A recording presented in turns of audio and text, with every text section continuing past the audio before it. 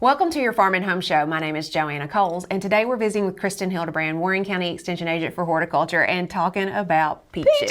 That's right, that's right. But they're good for us, right? They are. They're very nutritious for us. Actually, like a medium-sized peach, we're going to take this one, for example. It's going to yield about 35 calories. A little bit larger, I think it would be more like a 50 calorie, but still, there's no fat.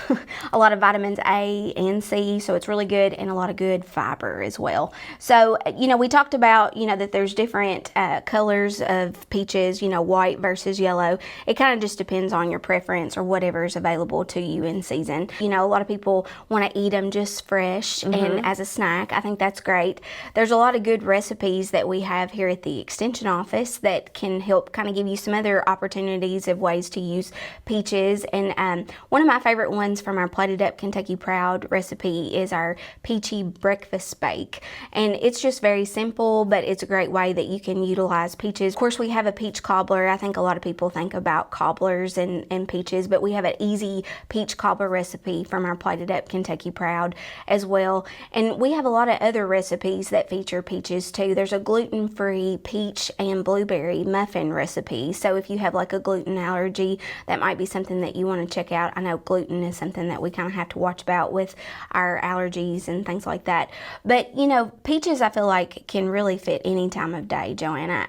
They work great as an appetizer. A lot of times we think of the tomato caprese salad, but all you have to do is basically take one of these peaches and slice it, add a little bit of some mozzarella to it with some basil. You can add some balsamic vinaigrette just to kind of garnish it, and really that could be an easy appetizer. Like I said, it's super simple. All you have to do is just make sure you wash the skin of the peach because it is a little bit fuzzy.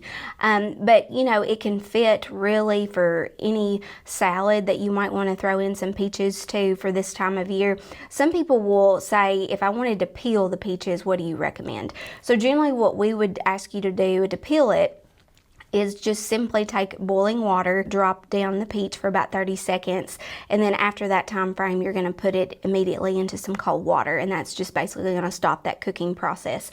And then after it's, you've got it nice and saturated with the cold water, then you can go ahead and peel it. And it's super easy to remove that skin in case you need it. Really, I feel like it could be a great salsa too as well, that you could garnish those steaks or grilled chickens that are coming from this time of year as well.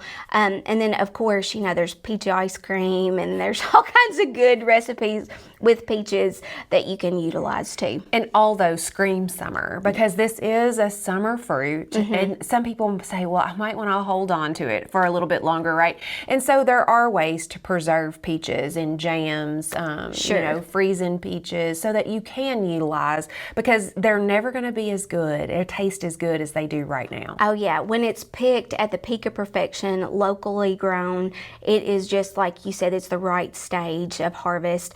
And generally when you're looking for peaches out in the market, or say you're going to a certified roadside stand, it's good to make sure that these don't have any bruises on it. Sometimes if it's maybe showing a green cast or color to it, that would indicate that it's really not at the ripe picking stage. So just kind of look at the fruits. There's going to be different grades, like this one is a number 1. Like you mentioned, number 2s, those are the ones that may have some imperfections, but they work great for preserving, canning, freezing, those type things. And they give you a little bit of a discount knowing that you're not going to consume them like you would these number 1s. Because they are a perishable product. When we have these, if we were to take them home and not utilize them in some type of cobbler or dish, we would probably not need to let them sit out on the countertop for a long period of time, because they are going to start to bruise and mush. Yes, and as far as storing these peaches, Joanna, probably if they're still pretty firm, like these are right now, they're fine left out on the counter to let them kind of ripen up a little bit. Sometimes you can also look at the fragrance as well. That'll kind of give you an indication of maybe which one to pick first. But 2, you can also store these in the refrigerator up to 5 days and eat them. But still, like you said, there's multiple ways that you can use peaches for this time of year. Yeah, and I always like them when I get them home is to unstack them. I agree, yes, because it seems like the ones on the bottom, everything is so nice and neat, but it's nice to be able to spread them out and just kind of leave them in one location rather than stacked on top of each other. Well, we appreciate you watching the Farm and Home Show, and we hope you have a great day.